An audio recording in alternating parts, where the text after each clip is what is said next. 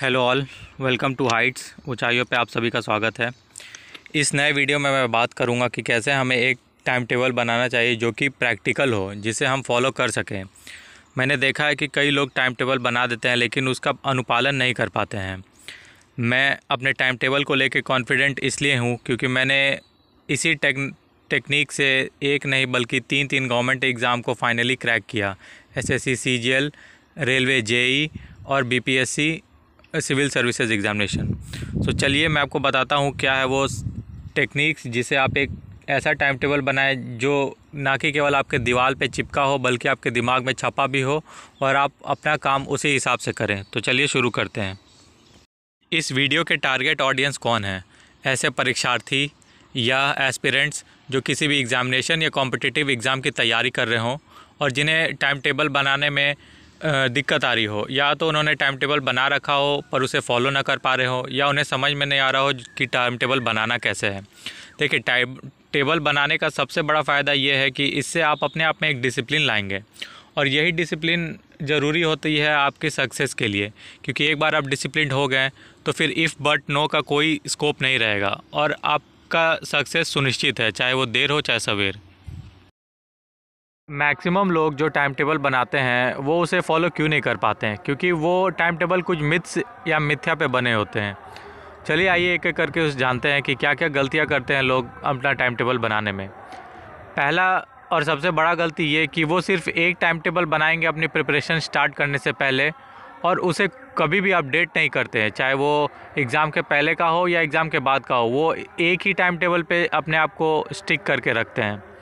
दूसरी बड़ी गलती ये है कि लोग अपने उठने के टाइम और सोने के टाइम को छोड़कर बाकी बचे हुए समय को बराबर हिस्सों में बांट के और बीच में एक छोटा सा ब्रेक डाल के एक टाइम टेबल बना के बैठ जाते हैं। और सबसे लास्ट पॉइंट ये है कि उस टाइम टेबल में रिवीजन या सेल्फ इंट्रोस्पेक्शन टेस्ट का कोई जगह नहीं होता, प्रोविज़न नहीं होता, जिसके कारण ना ही उनका प्रिपरेशन सही हो पाता है, ना ही वो टाइम टेबल सक्सेस हो पाता है। तो आइए मैं आपको बताता हूँ कि हमें एक सक्सेसफुल टाइम टेबल बनाने के लिए क्या क्या पॉइंट्स ध्यान में रखने चाहिए। तो एक सक्सेसफुल और रिलेवेंट टाइम टेबल बनाने के लिए आप इन सारी बातों का ध्यान रखें। आप टाइम टेबल को फिक्स ना करें, उसे हर सप्ताह अपडेट करें अपनी ज़रूरत के अनुसार। अगर आपको किसी सप्ताह में ज़्यादा कवर करना है तो आप टाइम टेबल उस हिसाब से बनाएं कि आपका पढ़ने का टाइम ज़्यादा हो और रिवीजन का टाइम कम हो। अगर एग्ज़ाम नज़दीक आ रहे हों तो आप ऐसा अपना टाइम टेबल अपडेट कीजिए कि उसमें रिवीजन का टाइम, टेस्ट का टाइम ज़्यादा हो और पढ़ने का समय कम हो। अगर आपको पढ़ने में बहुत सारे सब्जेक्ट्स का वेरिएशन है, जैसे हिस्ट्री, ज्योग्राफी, मैथ, साइंस, सारे सब्जेक्ट्स पढ़ने हो तो चैप्टर्स को और टॉपिक्स को ऐसे अरेंज कीजिए कि मॉर्निंग होते ही आपका कुछ दिमाग तेज़ चले, जैसे साइंस हो गया या करंट हो गया, इस टाइप के टॉपिक्स को पहले रखिए। एक कहने का मतलब अपने टाइम टेबल को अपने स्ट्रेंथ और समय को देखते हुए अपडेट कीजिए, उसको बिल्कुल डायनेमिक रखें, स्टैटिक बिल्कुल नहीं। दूसरा पॉइंट ये हो गया कि आप घंटे के हिसाब से टाइम टेबल मत बनाइए कि मुझे 9 से 10 पढ़ना है, फिर 11 से 1 पढ़ना है, फिर 3 से 5 पढ़ना है, फिर 7 से 11 बजे रात तक पढ़ना है। ऐसा नहीं होना चाहिए।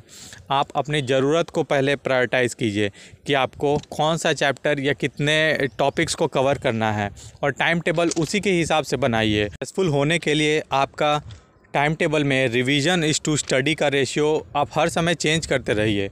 अगर एग्ज़ाम नज़दीक आ रहे हो तो रिवीजन का टाइम ज़्यादा रखिए, टेस्ट का टाइम ज़्यादा रखिए, और अगर एग्ज़ाम नहीं चल रहे हो तो आपका स्टडी का टाइम और रिवीजन का टाइम अप्रोप्रिएट रखिए। और जहाँ तक हो सके अपने टाइम टेबल में आप अपने रिक्रिएशन और सेल्फ पर्सनैलिटी डेवलपमेंट को भी जगह दीजिए, जैसे कि सुबह में रनिंग हो गया, प्राणायाम हो गया। और हाँ, ब्रेक्स के नाम पे मोबाइल बिल्कुल नहीं छूइए, वो आपके दिमाग को किस हद तक डिस्ट्रैक्ट कर सकता है उसका अंदाज़ा आप खुद नहीं लगा सकते हैं। इसीलिए ब्रेक्स में आप बुक्स पढ़िए या जो भी ऐसा काम कीजिए जो आपको रिक्रिएट करे या री एनर्जाइज़ कर दे। डिस्ट्रैक्शन की तरफ गलती से भी नहीं जाना। ये थे कुछ पॉइंट्स मेरे एक्सपीरियंस और विजडम के बेसिस पे। मैंने यही टेक्निक्स को अपनाया था अपने टाइम टेबल को बनाने में, जिसका रिज़ल्ट ये हुआ कि मैंने 3 एग्ज़ाम को सक्सेसफुली क्रैक किया। तो मिलते हैं अगले कंटेंट में। होप करता हूँ कि ये सब वीडियो आपको पसंद आ रहा होगा और आप इसका लाभ मैक्सिमम उठाएंगे। मिलते हैं आप अगले वीडियो में, तब तक के लिए मैं नीरज कुमार, आपका धन्यवाद।